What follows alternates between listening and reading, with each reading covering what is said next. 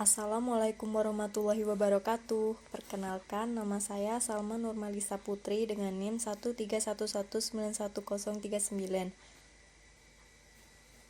Saya akan mempresentasikan tugas mata kuliah Pendidikan IPA Sekolah Dasar dengan judul Lembar Kerja Siswa atau disingkat LKS.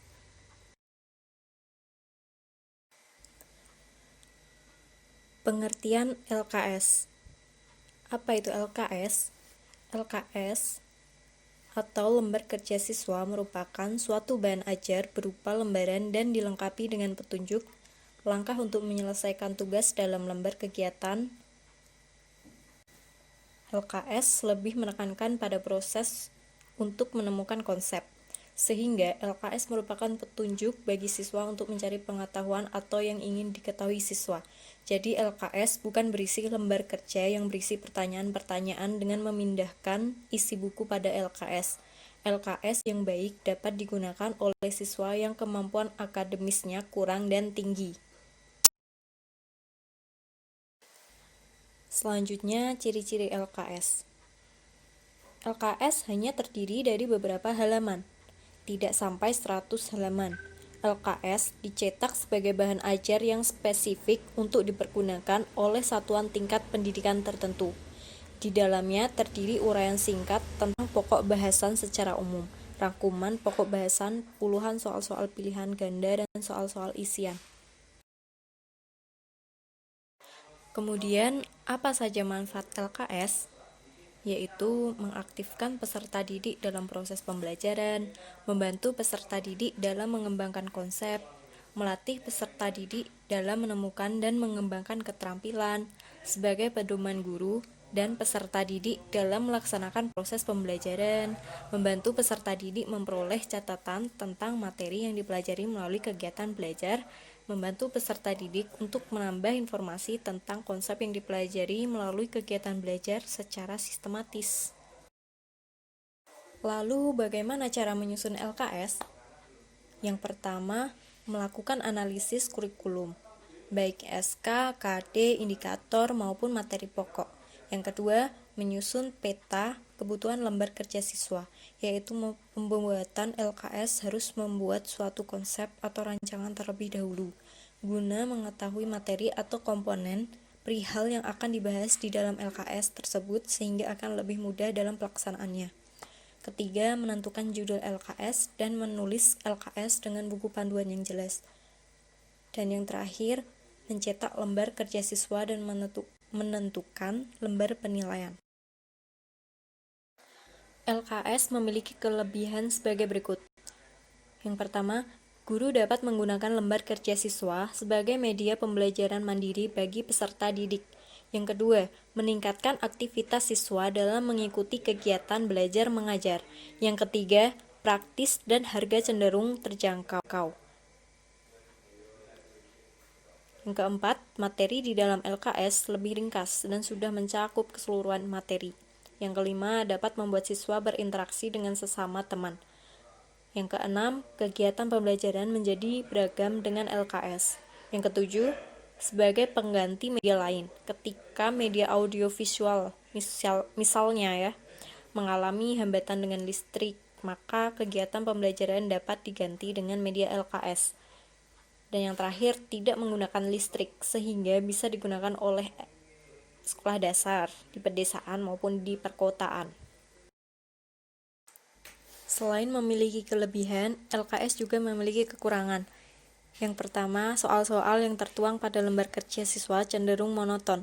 Bisa muncul bagian berikutnya maupun bab setelah itu. Yang kedua, adanya kekhawatiran karena guru hanya mengandalkan media LKS tersebut serta memanfaatkannya untuk kepentingan pribadi. Yang ketiga, LKS yang dikeluarkan penerbit cenderung kurang cocok antara konsep yang akan diajarkan dengan LKS tersebut. Yang keempat, LKS hanya melatih siswa untuk menjawab soal, tidak efektif tanpa ada sebuah pemahaman konsep materi secara benar. Yang kelima, di dalam LKS hanya bisa menampilkan gambar diam tidak bisa bergerak, sehingga siswa terkadang kurang dapat memahami materi dengan cepat. Yang keenam, Media cetak hanya lebih banyak menekankan pada pelajaran yang bersifat kognitif, jarang menekankan pada emosi dan sikap. Yang terakhir, menimbulkan pembelajaran yang membosankan bagi siswa jika tidak dipadukan dengan media yang lain. Cara mengatasi kekurangan LKS tersebut yaitu: yang pertama, guru diharapkan membuat LKS yang memiliki soal-soal yang beragam, sehingga soal-soal yang ada tidak kebanyakan terulang-ulang.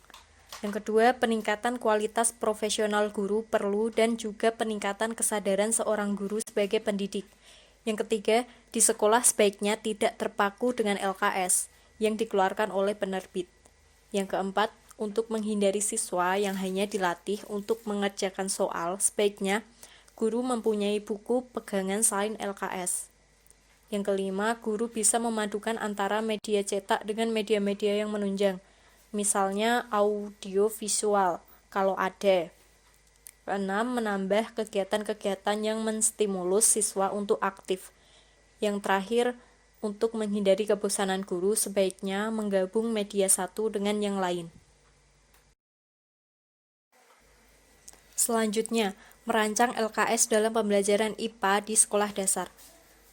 Salah satu pendekatan untuk membelajarkan siswa sekolah dasar dalam belajar IPA ialah melalui pendekatan kontekstual dengan komponen utamanya yaitu konstruktivisme, dengan tujuan agar siswa menemukan atau membentuk sendiri pengetahuan atau konsep yang ingin diketahui secara aktif dalam proses eksplorasi pembelajaran.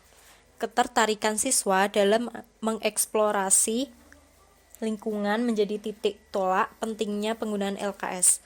Gambar-gambar yang dicantumkan pada LKS di kelas tinggi bukan merupakan petunjuk, tetapi digunakan untuk menarik perhatiannya. Gambar yang dipilih dapat disesuaikan dengan judul atau hanya sebagai hiasan dengan gambar tokoh yang sedang digandrungi anak-anak, seperti superhero ataupun tokoh kartun lainnya. Selain itu, untuk mengantisipasi kebosanan siswa mengerjakan LKS setelah mempelajari materi pelajaran, perlu dipertimbangkan menjawab dalam bentuk uraian atau jawaban deskriptif. Sebaiknya dapat memodifikasinya dalam tabel. Siswa memberi tanda centang pada yang benar dan tanda silang pada bagian tabel yang salah. Selain itu, dapat berisi perintah untuk menggambar.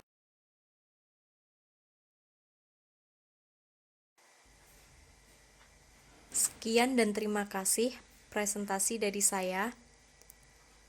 Lebih dan kurangnya mohon dimaafkan. Wassalamualaikum warahmatullahi wabarakatuh.